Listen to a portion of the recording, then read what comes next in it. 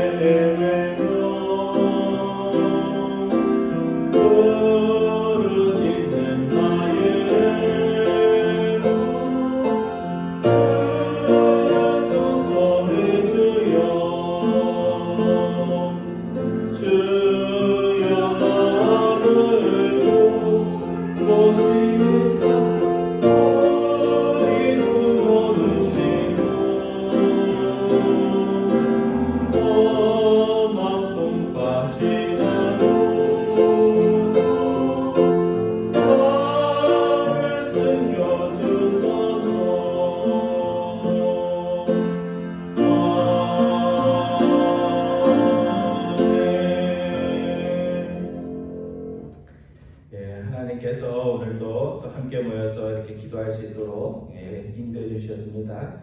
함께 기도할 때 하나님의 큰 은혜가 있기를 바랍니다. 기도하심으로 6월 26일 새벽 아침 기도회 시작하겠습니다.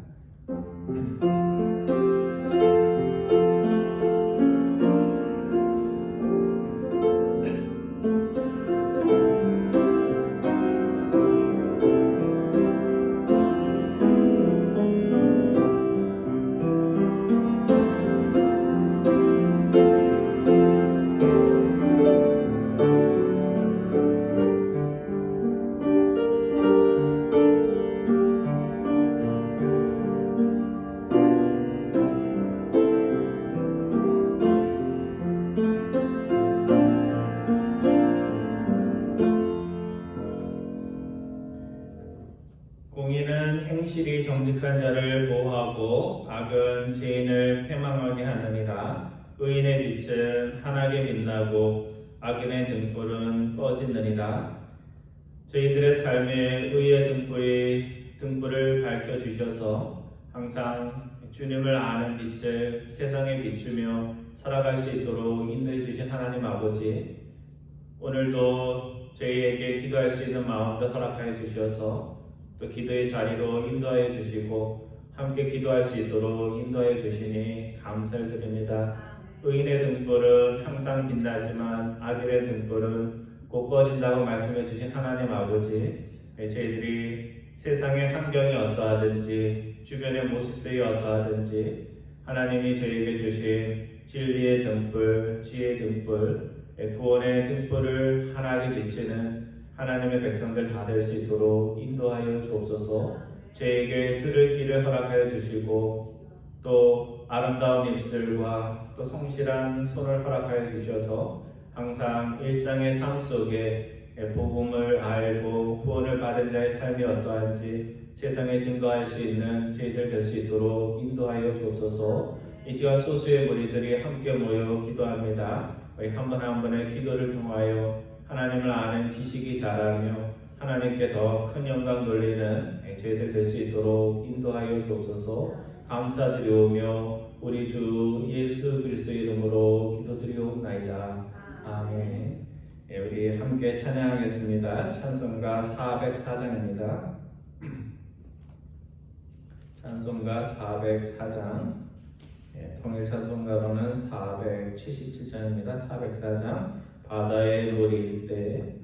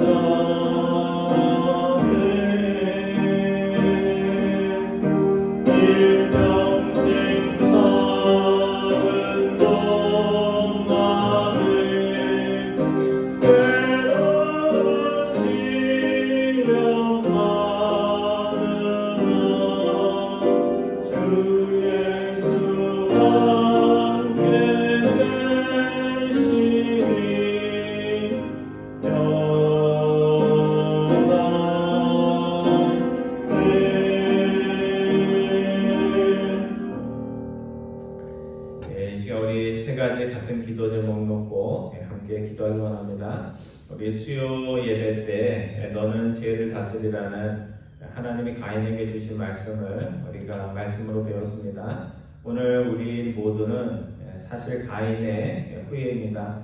이제 가인처럼 미움이나 시기로 사람을 죽이지 않고 이제 그리스도의 사람이 되어서 우리를 위해서 목숨을 바치신 예수 그리스도의 모범을 따르게 하옵소서 기도하기 원합니다.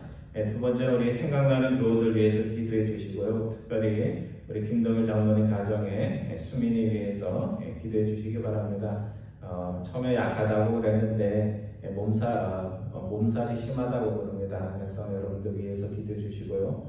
세 번째는 마지막으로 우리 플로리다주 여러분들 다 들으셨겠지만 마이애미 서프사이드에서 24일 새벽에 40년 된 주거용 12층 건물이 붕괴되는 안타까운 일이 있었습니다. 아파트 거주민 159명이 생사가 아직도 소재 파악이 안 됐다는 이야기를 들었는데요.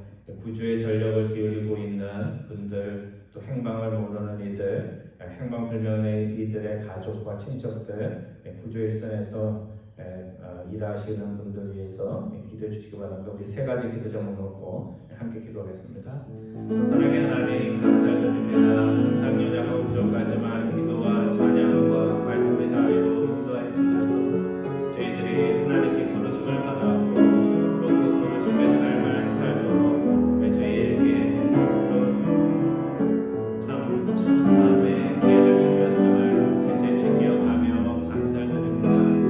이 아침 세 가지 기도의 제목으로 함께 기도합니다. 주님, 저희들 안에 아직도 그리스도의 사람이지만 옛사람의 피, 가인의 피가 흐르고 있음을 저희들이 압니다. 하나님께 인정받기 위해 수많은 예배를 드려야 하면서 그러지 못하면서도 하나님께 우리의 원하는 것이 이루어지지 않았을 때 주님께 분노하며 그 분노가 형제와 자매에게 분노로 나타날 수 있음을 주님께서 말씀해 주셨습니다. 가인에게도 살인자인 가인에게도 은총을 베푸신 하나님을 기억하면서 저희 마음에 은총 주신 죄인에게도 은총을 베풀어 주신 하나님을 기억하며 저희들 마음 깊은 곳을 들여다보며 우리의 죄를 고백하고 하나님께 날마다 나아가는 저희들 될 수 있도록 주님께서 데려도하여 주옵소서. 저희의 귀한 수민이 주님께서 기억하여 주셔서 참으로 이미 아픈 병력이 있습니다. 주님, 그 아들 주님께서 긍휼히 여겨주시고 그 형편을 아시는 하나님 아버지, 그 가정에 은혜 베풀어 주셔서 그 어려운 시기에 주님을 의지하며 또 기도하며 치료받는 모든 가정 속에 주님께서 함께해 주셔서 사랑하는 아들이 건강한 모습으로 돌아와 또 누구에게 기쁨이 되며 주변 우리 교우들에게 기쁨이 될 수 있도록 주님께서 은혜로 도와여 주셔서 마이에 비해서 또 참사가 일어나 많은 이들의 생사를 알 수 없는 어려운 처지 가운데 있습니다. 주님, 저희들 사는 세상에 불행한 일들, 안타까운 일들이 끊이지 않는 가운데서도 또 그들을 구하기 위해 또 위험한 상황에서 또 수많은 경찰관들, 안전대원들 주님께서 기억하여 주시고 그 많은 수고 가운데 정말 다시 돌아오는 이들이 있을 수 있도록 주님께서 인도해 주시고 그와 같은 사고들이 일어나지 않도록 저에게 지혜 주시고 조심하는 마음으로 가게 해주셔서 항상 어려운 일 당하는 이들이 지금보다도 도와줄 수 있도록 저희들 마음에 여기서 하나님을 부를 수 있는 저희들 될 수 있도록 인도하여 주옵소서.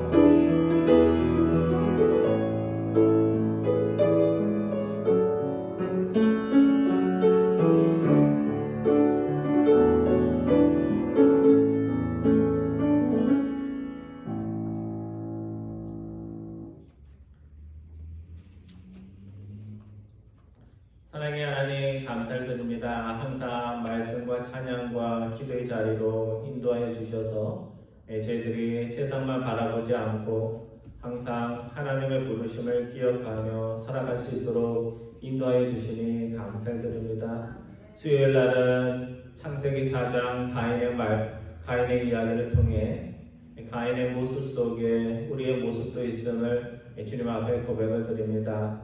작은 일이 분노가 되고 그 분노가 형제를 죽이는 일로 이어졌던 것처럼 저희들 안에 항상 가까운 곳에 사탄이 죄가 웅크리고 있으며 죄의 기회를 찾음을 저희들이 항상 기억할 수 있도록 인도하여 주셔서 죄에게 잡혀먹히는 이가 아니라 죄를 다스리라는 하나님의 그 말씀에 귀 기울이며 그것을 항상 현실로 옮길 수 있는 저희들 될 수 있도록 인도하여 주옵소서. 저희들 교우들 위해서 기도합니다. 특별히 수민이 위해서 기도합니다. 이미 한번 아픈 경력이 있어서 백신을 맞지 못한 가운데 또 어려움을 당합니다. 주님, 그 젊은 영혼 또 한 가정의 귀한 아들 주님께서 기억하여 주셔서 하나님의 원대한 계획 가운데 항상 복된 길로 인도해 주시고 이번에 아픈 것도 잘 치료받아서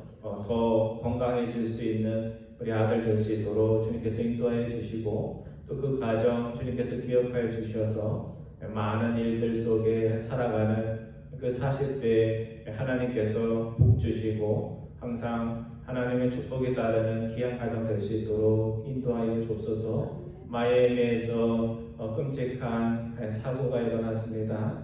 가족을 잃은 친척들, 아직도 생사를 알 수 없는 자들, 많은 이들이 있습니다. 주님께서 슬픔 당한 가정에 위로하여 주시고 또 구조하는 모든 손길 통해서 한 사람이라도 더 생명을 얻을 수 있도록 인도하여 주옵소서. 오늘 말씀을 통하여 저에게 지혜 주시기 원하오며 우리 주 예수 그리스도의 이름으로 기도드리옵나이다. 아멘. 오늘은 잠언 13장 말씀입니다. 하나님이 오늘 저에게 주시는 말씀은 잠언 13장 1절부터 13절까지 말씀입니다.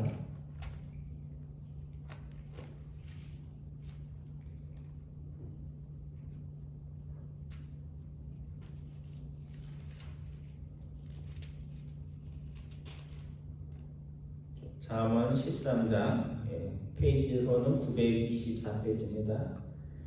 잠언 13장 1절부터 13절까지 말씀 우리 한 절씩 교독하기 원합니다. 제가 1절 보고 여러분이 2절 봐주시기 바랍니다. 지혜로운 아들은 나귀의 훈계를 들으나 거만한 자는 꾸지람을 즐겨 듣지 아니하느니라. 사람은 입에 배를 공목을 누리거니와 마음이 계산한 자는 강포를 당하느니라. 입을 지키는 자는 자기의 생명을 보존하나 입술을 크게 벌리는 자에게는 멸망이 오느니라. 게으른 자는 마음으로 원하여도 얻지 못한다. 부지런한 자의 마음은 풍족함을 얻느니라. 의인은 거짓말을 미워하나 악인은 행위가 흉악하여 부끄러운 데에 이르느니라. 공의는 힘시 정직한 자를 보호하고 악은 주인을 폐방하게 하느니라. 스스로 부한 채 하여도 아무것도 없는 자가 있고 스스로 가난한 채 하여도 재물이 많은 자가 있느니라. 사람의 재물이 자기 생명의 숙전을 줄 수 없으나 가난한 자는 협박을 받는 일이 없느니라. 의인의 빛은 환하게 빛나고 악인의 등불은 꺼지느니라. 가만히서는 다툼만 일어날 뿐이라. 변명을 듣는 자는 지혜가 있느니라. 망년대에 얻은 재물은 줄어가고 손으로 모은 것은 늘어가느니라. 소망이 어디 이루어지면 그것이 마음을 상하게 하거니와 소원이 이루어지는 것은 무슨 생명 남으니라. 13절 말씀 같이 공독합니다.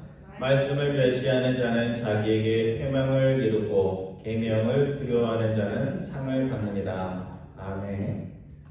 오늘 아침에도 저희 집사람이 갑자기 태양이 가려졌던 무슨 그 이야기를 오늘 했는데요. 어떻게 설교를 준비하다 보니까 제가 준비한 것도 빛에 대한 그런 말씀입니다. 오늘 우리가 살아가는 세상에 빛이 사라진다면 어떻게 될까? 여러분, 태양도 수명이 있다는 이야기는 들으셨죠? 우리가 상관이 없어서 그렇지 태양도 계속 저렇게 빛나는 게 아니고 어느 순간이 되면 빛을 더 이상 낼 수 없고 열을 낼 수 없는 그런 때가 온다고 합니다. 그래서 우리가 살아있는 동안에 태양의 빛이 꺼지는 일은 없지만 정말 이 지구가 계속돼서 태양의 빛이 꺼진 후에 이 땅에 살아갈 우리의 후손들의 삶이 어떨까 그런 것을 생각을 하면 정말 먼 훗날의 이야기지만 참 빛이 없는 세상을 우리가 상상하기가 참 어렵습니다. 세상에 태양의 빛이 있다면 우리의 삶에도 빛이 있습니다. 그래서 빛이 없이 살아갈 수 있는 삶은 없고 진리의 빛, 하나님을 아는 빛. 그래서 지혜자의 삶을 산다는 것은 진리의 빛, 하나님을 아는 빛이 꺼지지 않는 인생입니다. 저 사람을 보면 빛이 난다고 할 때 뭐 얼굴에서 빛이 나는 게 아니고 그 마음속에 하나님을 아는 지식의 빛이 있으면 그것이 빛날 수밖에 없습니다. 오늘 잠언 13장 말씀은 지난주와 마찬가지로 계속해서 이렇게 대꾸를 이루죠. 의인과 악인의 삶을 대조하면서 가르침을 주고 있습니다. 오늘은 세 가지에 대해서 여러 가지 말씀이 있는데요. 세 가지 주제로 말씀을 보려고 합니다. 첫 번째는 귀, 듣는 귀, 두 번째는 말하는 혀, 세 번째는 성실이라는 손. 그래서 신체의 그 세 부분을 통해서 오늘 우리가 살아가는 삶의 지혜로운 삶이 무엇인지를 살펴보고자 합니다. 첫 번째 잠언저자는 우리 다 살피진 않는데요. 1절, 10절, 12절과 13절을 통해서 지혜의 삶을 살기 위해서는 듣는 귀가 있어야 함을 말씀하고 있습니다. 아버지로부터 그리고 하나님으로부터 훈계가 있을 때 잘 들을 수 있는 귀가 있어야 된다 이렇게 말씀하고 있습니다. 우리 1절 말씀 우리 다 같이 다시 한번 봉독합니다. 시작. 지혜로운 아들은 아비의 훈계를 들으나 거만한 자는 꾸지람을 즐겨 듣지 아니하느니라. 이 훈계라는 말을 영어 성경으로 찾아보면요, 인스트럭션 이렇게 되어 있습니다. 그러니까 훈계라는 말은 지침이나 가르침, 아버지가 이렇게 해라 저렇게 해라 지시를 하는 것을 말하는 겁니다. 꾸지람은 뭘로 번역이 되었냐면 리뷰크라고 번역이 됐습니다. 그러니까 잘못을 정면으로 지적하는 말입니다. 여러분, 인스트럭션과 리뷰크, 훈계와 꾸지람 중에 어떤 말이 더 강한 말이에요? 예? 훈계라는 말이 우리 말로 그렇게 되어 있지만 인스트럭션이라니까요. 인스트럭션이고 꾸지람은 리뷰크. 그러니까 잘못해갖고 지적하는 거. 그래서 훈계와 꾸지람 중에 더 강한 의미를 가지고 있는 말은 꾸지람이라는 말입니다. 혼내키는 거, 혼내키는 것이 더 강한 말입니다. 그러니까 단어의 뉘앙스를 살펴서 1절 말씀을 번역하면 이런 말씀이 됩니다. 지혜로운 자녀는 아버지가 부드럽게 이야기해도 조용조용하고 부드럽게 이야기해도 아버지의 그 말씀의 뜻을 새겨서 그것을 실천하지만 거만한 사람은 하나님이 아무리 대놓고 잘못을 지적을 해줘도 그 지적조차 따르지 않는다 하는 그런 말씀입니다. 그래서 우리가 죄의 길을 가기 전에 평소에 시험도 안 들고 잘 생활할 때는 하나님이 어떤 식으로 말씀하세요? 부드럽게 말씀하시죠. 주일날 말씀을 통해서 또 친구들과의 하게 한 말들을 통해서 좋은 말들을 나눌 수 있도록 그렇게 해주시면서 조용한 목소리로 말씀해 주시는데 지혜자는 그 가운데서도 어떻게 한다고요? 하나님의 말씀을 잘 듣는다는 겁니다. 그런데 우리가 죄를 지으면 그 다음에는 하나님께서 대놓고 강한 말씀으로 너 그렇게 하면은 안 된다. 너 그렇게 하면은 혼난다. 이런 식으로 정확하게 말씀해 주신다는 겁니다. 근데 여러분 부드럽게 얘기할 때 우리가 잘 들어요? 아니면 엄하게 얘기할 때 잘 들어요?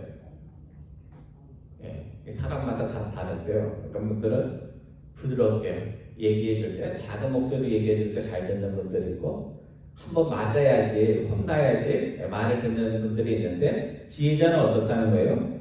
하나님이 부드럽게 말씀하셔도 그 말씀을 듣고, 또 하나님이 잘못을 지적해 주고, 죄로부터 벗어날 수 있도록 해주기 위해서, 그러니까 우리에게 기쁨을 주시기 위해서 엄하게 엄한 표정을 짓고 말을 해도 그 말씀을 들을 수 있다는 그런 이야기입니다. 그래서 오늘 신앙의 하나님의 백성들은 우리들이 지혜롭기 위해서는 뭐가 발달을 해야 되냐면 듣는 귀가 있어야 됩니다. 그래서 하나님이 부드럽게 말씀하셔도 부드러워도 그 이야기를 하나님의 뜻을 강하게 들을 수 있어야 되고 하나님이 엄하게 말씀하셔도 그 뒤에 숨겨진 하나님의 선한 뜻을 기억하면서 그것을 기쁨으로 받을 수 있어야 됩니다.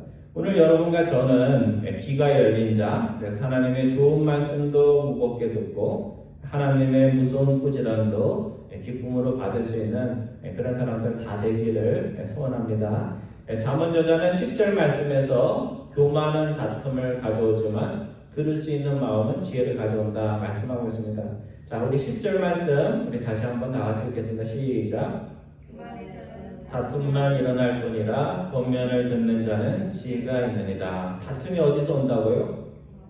교만에서 온다. 맞는 얘기죠. 그렇죠? 가정에 교만한 사람들 많으면요 다툼이 일어나고 교회에 스스로 똑똑하다는 사람이 많으면 다툼이 항상 일어납니다. 중세 수도 원장 가운데 우리 찬송가 가사에도 이렇게 작사를 하신 분인데요.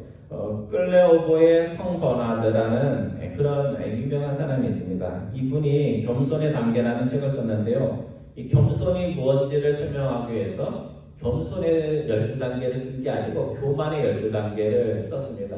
그래서 이분이 말한 교만의 12단계를 크게 세 가지로 분류를 하면 이렇습니다. 첫 번째 교만은 뭐냐면요. 옆에 사람한테 교만한 거예요. 그러니까 교인으로 얘기하면 어떻게 하고요? 내가 제일 도덕적이고 내가 제일 믿음 좋다 이렇게 생각하는 겁니다. 옆 사람을 보면서 존경하는 것이 아니라 그 사람 앞에서 교만한 거. 그게 첫 번째 단계고요. 두 번째 단계는 뭔지 아세요? 두 번째 단계는 상급자한테 교만한 겁니다. 그러니까 교회로 얘기하면 누구 앞에서 교만한 거예요? 네, 목사님에 대한 그 권위 그런 것들을 인정하지 않는 것입니다. 그 다음에 세 번째 단계는 뭐냐면요. 하나님 앞에서도 교만한 거예요. 그러니까 이게 점점 교만이 어떻게 가냐면 친구 앞에서 교만하고 그 다음에 부모나 자기 상급자에게 교만하고 마지막에는 누구에게 교만해요? 하나님의 말씀도 하나님의 가르침도 무시하는 단계입니다. 그래서 재미있는 이야기를 이분이 하셨는데 동료를 내려다보는 교만의 얘기가 뭘까? 그 중에 하나가 뭐냐면요. 남들이 다 하는 일을 안 하려고 남들 하지 않는 일만 해서 튀려고 하는 것. 그것이 교만의 하나입니다. 그래서 수도원에 그런 사람들이 있었나 봐요. 그래서 기도하는 시간이 딱 정해져 있는데 낮에 기도하는 건데 기도하라 할 때는 기도 안 하고 남들 다 잘 때는 또 뭐 해요? 깨어서 기도하고 이게 체험에서 나온 거죠. 그러니까 그 옛날에도 똑같은 일이 벌어졌나 봐요. 그러니까 교회로 얘기하면 청소하지 않으면 청소 안 하고 그리고 남들 다 청소 끝나고 나면 또 청소한다고 그러고 뭐 그런 거를 말하는 겁니다. 두 번째 상급자에 대한 교만은 자신 위에 있는 상급자의 권위를 인정하지 않고 그의 말을 귀담아 듣지 않는 것입니다. 그 다음에 마지막으로 하나님 앞에서의 교만은 하나님의 권위조차 인정하지 않고 이제는 이름만 크리스찬일 뿐 자기 하고 싶은 대로 살아가는 그런 교만이라고 할 수 있습니다. 오늘 가정에서 교회에서 세상에서 다툼이 끊어지지 않는 것은 우리가 잘 살펴보면 결국은 교만입니다. 내 안에 있는 교만과 저 사람 안에 있는 교만이 부딪히면 다툼이 일어나요. 그래서 다툴 때 보면 누가 다퉈요? 교만한 사람들끼리 다툼을 만듭니다. 그러니까 거꾸로 이야기를 하면 우리가 가정에서 나 한 사람이라도 겸손하면 가정에 다툼이 줄어들고 교회에서 나 한 사람이라도 겸손하면 교회에서 다툼이 사라지고 우리가 세상에 나가서 겸손하면 세상에서도 지금보다 더 큰 화평과 화목이 있을 거라는 것입니다. 그래서 계속해서 같은 말씀이 나오는데요. 참 겸손이 참 중요해요. 그래서 우리가 지식이 자라고 믿음이 자랄수록 겸손을 통해서 화목을 만들어야 됩니다. 그 다음에 큰 두 번째 잠언저자는 본문 2절과 3절, 5절과 6절, 9절에서 잠언에 계속 나오는 말씀인데요. 언어 생활에 대한 가르침을 주고 있습니다. 먼저 잠언저자는 2절과 3절에서 말은 나무와 같아서 어떤 말을 심느냐에 따라서 열매가 달라진다는 것을 말씀을 하고 있습니다. 제가 2절 읽고 여러분들이 3절 말씀 읽어주시기 바랍니다. 사람은 입의 열매로 인하여 복록을 누리거니와 마음이 계산한 자는 강포를 당하느니라. 입을 시키는 자는 자기의 생명을 부정하나 입술을 크게 벌리는 자에게는 멸망이 오느니라. 2절에서 잠언저자는 입의 열매라고 그렇게 말합니다. 그래서 우리말로 좀 어렵게 번역이 되는데요. 입의 열매로 인하여 복록을 누린다는 말씀은 좋은 말을 하는 사람은 그 좋은 말로 인해서 좋은 것들을 누린다 하는 뜻입니다. 그리고 마음이 계산한, 잘 쓰지 않는 말인데요. 이 계산한 자라는 것은 영어 성경에는 the unfaithful, 마음이 신실하지 못한 자로 그렇게 번역이 되어 있습니다. 그러니까 마음이 신실하지 못한 자는 항상 뭘 사용한다고요? 폭력을 사용하고 폭력을 통해서 뭔가를 얻으려고 한다는 겁니다. 우리가 아이들 어릴 때 이렇게 보면 착한 아이들은 자기가 친구 갖고 있는 장난감을 좀 갖고 싶으면 어떻게 해요? 친구야, 나도 그거 갖고 놀고 싶으니까 좀 빌려줄 수 있니? 줄 수 있니? 그렇게 하면 또 친구가 착한 친구가 옆에 있으면 주죠. 근데 그런 걸 할지 모르는 아이는 어떻게 해요? 그냥 손 내밀어서 뺏어요. 그래서 여러분 보세요. 어린 아이들도요, 착한 아이만 있지 않아요. 그냥 그래서 어릴 때 유치원을 보내고 그렇게 하는 건 다 이유가 있어요. 그 가르치면 그게 고쳐집니다. 그런데 아이들이 그러는 거는 문제가 돼요, 안 돼요? 크면서 고치면 되잖아요. 근데 어른들도 어떤 사람들은 갖고 싶은 게 있으면 자기가 노력하고 또 달라고 그래가지고 갖고 가는 사람이 있는가 하면 이 폭력성이 있는 사람들은 어떻게 해요?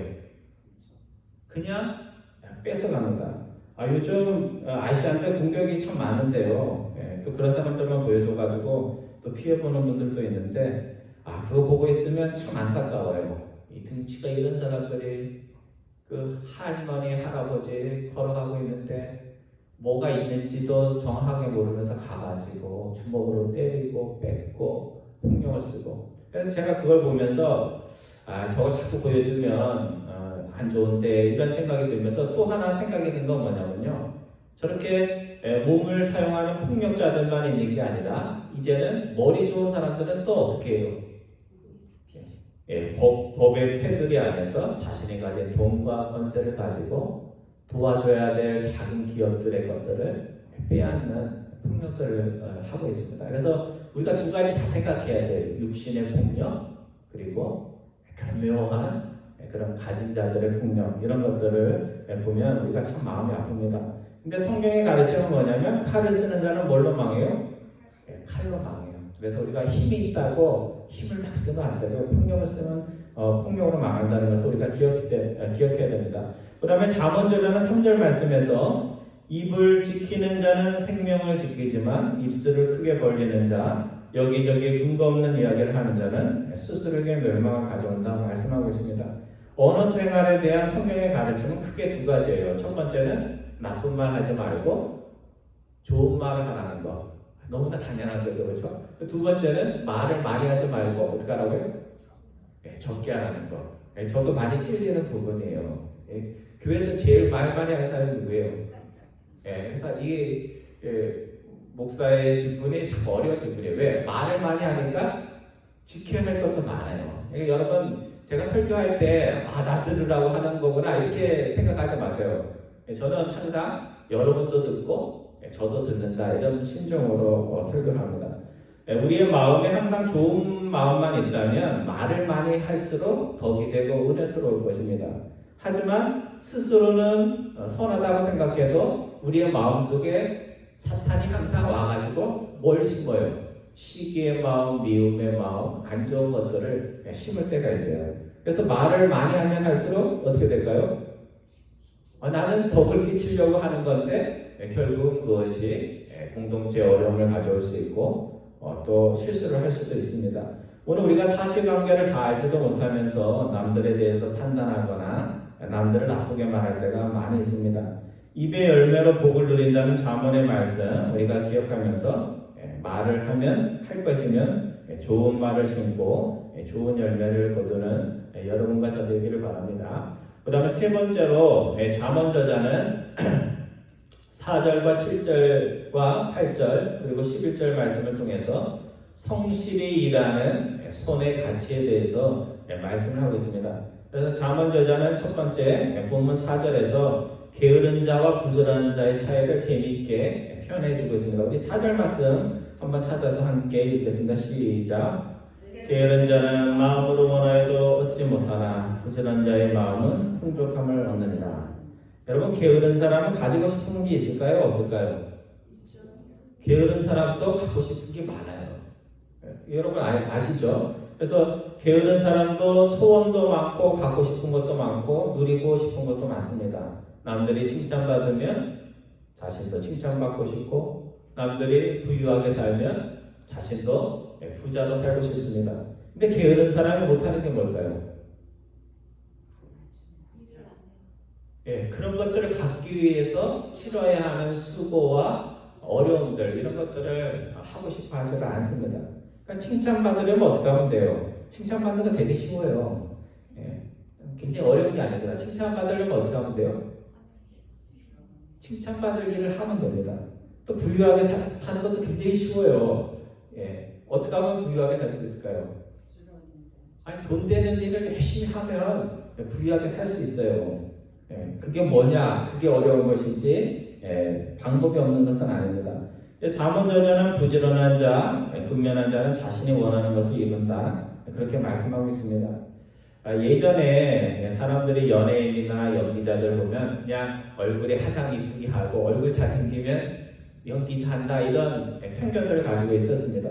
근데 여러분 쇼 프로나 또 그런데 저는 잘 보지는 않지만 그런데 나와서 배우자들이 자신이 살아왔던 이렇게 유명한 배우가 되기까지 치렀던 그런 것들, 그런 이야기를 들으면 야, 이 배우라는 게 얼굴 잘생긴 걸로 얼굴 이쁜 걸로 하는 게 아니라는 것을 알 수 있습니다.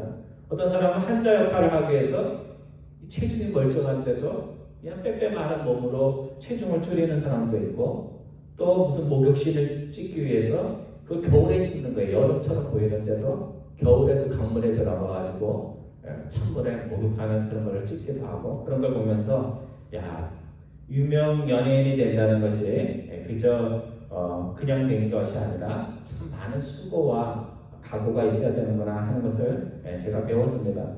예전에 홈리스 사역을 하는 미국 교회 성도님의 이야기를 들은 적이 있습니다.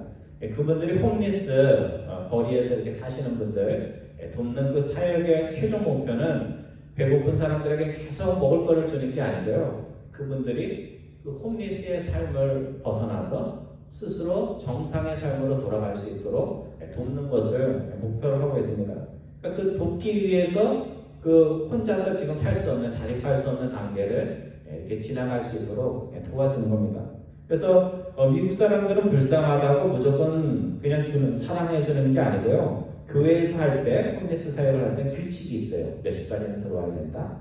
교회 안에서는 담배나 술 마시면 안 된다. 뭐 이런 규칙들이 있는데요. 그 규칙을 따르면 그 교회에서 케어를 해주고, 그걸 따르지 않으면 어떡할까요? 다른 사람들에게 그게 방해가 되고 질서가 무너지기 때문에 추방을 시켜버립니다. 퇴거를 조치를 합니다. 성도 여러분, 여러분이 누군가에게 호의를 베풀고 있다면 내가 지금 누군가에게 베푸는 그 호의가 그 사람을 지금보다 더 나은 사람이 되도록 돕고 있는가를 생각해 보아야 됩니다. 그냥 선한 일을 한다는 것만 생각하시면 안 되고, 내가 저 사람에게 호의를 베풀어서 저 사람이 지금보다 나은 사람이 되고 있는가를 우리가 자꾸 살펴보아야 됩니다. 그러면 지금보다 나은 사람이 된다는 의미는 뭔가? 그거는 우리가 교회니까 기독교 가치에 더 가까운 사람, 이제는 남의 호의를 받기만 하지 않고 남에게 호의를 베푸는 사람이 되고 있는가 하는 것을 살펴봐야 됩니다. 저희 교회에 우리 최 목사님이 한번 오셨었죠. 부흥의 강사로 최병호 목사님 오셔서 하셨는데요. 그 목사님에게 제가 이렇게 배우고 싶은 점이 하나가 있는데요. 그 교회는 공짜로 뭘 주지 않아요. 공짜로 뭘 주지 않고 어떤 거에 있어서 교인을 스포일시키는 그런 일들을 참 하지 않습니다. 그래서 어떤 혜택을 주긴 하는데 그것을 위해서 노력하고 성실히 일할 수 있도록 그렇게 도와줍니다. 오늘 잠언전자는 11절에서 정직하지 못하게 번 돈은 줄어들지만 손으로 모은 것은 점점 늘어간다, 이렇게 말씀하고 있습니다. 여러분, 롤러리 자주 사시나요? 사보신 적은 있으세요? 그러시구나. 저는 한 번도 사본 적은 없어요. 어떻게 사는지도 모르고 어떻게 하는지도 잘 몰라서 그랬는데, 제가 워싱턴에 이제 그 청년 사역을 할 때 한국에서 온 우리 청년이 있었어요. 그러니까 소파 고치는 일을 하는데 한국에서 직장생활 하다가 여기 와가지고 새로 삶을 시작하니까 힘들잖아요. 그러니까 삶이 힘드니까 그 청년의 일과 중에 하나가 뭐냐면 퇴근할 때 가게들 가가지고 주택복권 그 하나를 사는 거예요. 근데 제가 알기로는 뭐 당첨됐다는 얘기는 제가 못 들어봤어요. 몇 년 같이 있었는데. 근데 그게 이제 위로가 되는 거예요. 그래서 뭐 마음의 위로라도 되면 괜찮겠다 하는 그런 생각이 듭니다. 근데 여러분 한꺼번에 큰 행운으로 이렇게 돈을 받았다고 또 이렇게 탁 해가지고 사진도 찍잖아요. 그럼 여기에 뭐 얼마야? 10만 불, 뭐 100만 불 해가지고 탁 하면 부럽잖아요, 그렇죠? 예, 목사들이 저도 부러워요. 야, 저 돈 있으면 평생 일도 안 하고 편하게 살겠구나 하는 그런 부러운 마음도 드는데요. 그래도 생각을 해보면 이게 쉽게 번 돈은 어떻게 돼요? 쉽게 나가요. 그리고 그 큰 돈을 받고 더 잘 된 사람도 가끔 있겠죠. 그렇지만 대부분의 사람들은요, 몇 년 지나고 나면 생활이 똑같든지 어떤 분들은 삶이 더 비참해진 분의 이야기들도 많이 있습니다. 그래서 노력하고 수고해서 얻은 것이 가치가 있고 그것만이 우리의 것이라는 것을 우리들이 기억을 해야 될 것 같습니다. 신앙도 그렇습니다. 우리가 신앙에서 가장 중요한 대목은 하나님이 값없이 우리에게 주시는 것인데요. 우리가 이걸 오해하면 안 됩니다. 근데 놀라운 것은 뭐냐면 은혜를 받은 사람들이 누구보다 성경에 보면 은혜 충만했던 다윗이나 은혜 충만했던 사도 바울을 보면 값없이 은혜는 받았지만 어떻게 살았어요? 누구보다도 더 수고하고 노력하면서 살았습니다. 사도 바울을 보면 누구보다 자격이 차고 넘쳤지만 자신이 가진 자격과 능력으로 일하지 않고 내 안에 주님이 일하신다는 것을 믿고 항상 감사하는 마음으로 누구보다 열심히 수고하면서 살았습니다. 몰트만이라는 독일의 신학자가 있는데요. 종말론에 대해서 이야기를 했습니다. 그래서 우리 기독교 교리 중에 이단이 제일 많은 게 뭐예요? 이 종말론이에요. 그래서 제가 있던 교회도 어떤 집사님이 이제 새로 오셨는데 과거의 얘기니까 제가 믿기진 않아요. 침대 밑에 그냥 돈을 깔고 잤다고 그러면서 옛날 얘기를 하는 거예요. 근데 뭐 제가 안 봤으니까 뭐 어떻게 할 수는 없는데요. 근데 이분이 자기가 옛날에 그랬는데 왜 이렇게 아무것도 없는지를 뭐라고 얘기를 하냐면 아내가 이 종말론 이단에 빠져가지고 그것 때문에 이혼도 하게 되고 재산도 탕진하게 된 것처럼 이야기하는 것을 봤습니다. 근데 이 종말론을 잘못 알기 때문에 그렇습니다. 몰트만이라는 신학자가 이렇게 얘기했어요. 기독교가 말하는 끝과 종말은 종말 이전의 모든 것의 가치를 무가치하게 하는 것이 아니고 종말 전의 모든 것들을 바로 보게 하며 의미를 부여한다. 그러니까 우리가 끝을 보지만 끝을 생각하면서 그 끝에 대한 소망을 가지고 현재 어려움들을 이겨나가는 것, 이것이 기독교가 말하는 종말론입니다. 그래서 오늘 우리는 하나님의 전적인 은혜로 구원받았지만 이제는 우리가 할 일이 없는 게 아니고 매일매일 성실히 노력하고 수고하는 그 일들을 통해서 하나님께 받은 구원을 더 멋지고 가볍게 만들어가야 될 사명이 오늘 우리에게 있습니다. 오늘은 듣는 귀의 소중함, 어떻게 말해야 하는지, 그리고 성실한 손에 대해서 저희들이 세 가지 말씀을 배웠습니다. 지혜의 사람은 뭐가 있어야 된다고요? 듣는 귀가 있어서 하나님의 부드러운 가르침도 또 하나님의 엄한 꾸지람도 기쁨으로 들을 수 있어야 됩니다. 또 지혜자는 말도 열매를 맺는다는 거 기억하면서 입술을 크게 벌리기보다는 어떻게 해야 돼요? 입술을 지킬 줄 알아야 된다.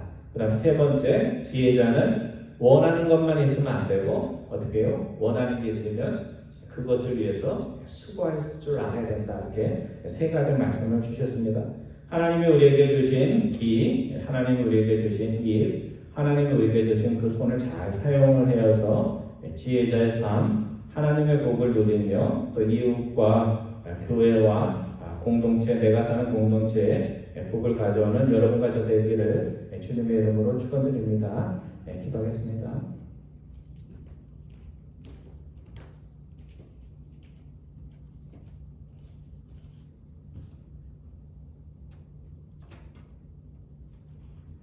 사랑의 하나님, 저희들은 많이 부족하여서 듣지 못하고 또 말할 때 실수하고 또 원하는 것이 있으면서도 수고하고 노력하는 것을 게을리할 때가 있는 저희들임을 주님 앞에 고백을 드립니다. 저희에게 들을 수 있는 귀를 허락하여 주셔서 하나님의 부드러운 음성이든지 또 하나님의 엄한 책망이든지 기쁨으로 받을 수 있는 저희들 다룰 수 있도록 인도하여 주옵소서. 저희들 입술에 파수꾼을 세워주셔서 저희들 입술에 항상 좋은 말이 나갈 수 있도록 인도하여 주시고 은혜롭고 덕스러운 언어 생활을 할 수 있도록 인도하여 주옵소서. 저희의 손과 발을 부지런히 하여 주셔서 마음에 원하는 것이 많은 것이 아니라 작은 소원일지라도 저희들이 부지런히 성실히 일하여서 이룰 수 있는 그런 하나님의 백성들 될 수 있도록 인도하여 주옵소서. 감사드리오며 우리 주 예수 그리스도의 이름으로 기도드리옵나이다. 아멘. 우리 찬송하겠습니다. 찬송가 431장, 찬송가 431장입니다. 주 안에 기쁨 있네.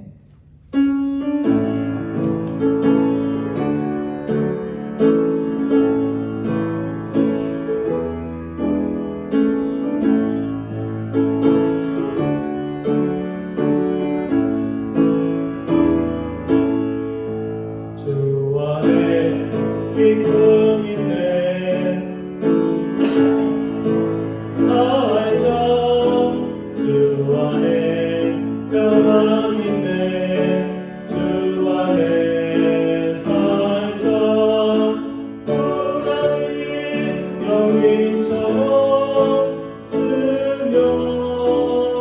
스며들어도 주 안에 사는 마음 기쁨 넘치네.